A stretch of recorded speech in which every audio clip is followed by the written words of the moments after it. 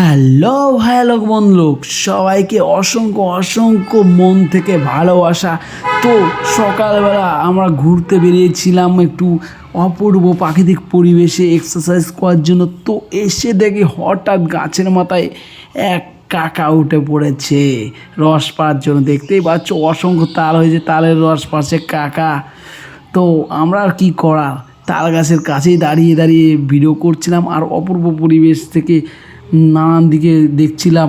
তো দেখতে পাচ্ছ ধান পেয়ে গেছে আর কাকার পাড়াও হয়ে গেছে তালের রস। তো আর কি আর কি, আমরা চলে গেলাম রস খেতে। তাহলে দেখা হবে যে সকালবেলা তাড়ি গেলাম দেখো ওদিকে দেখা হবে।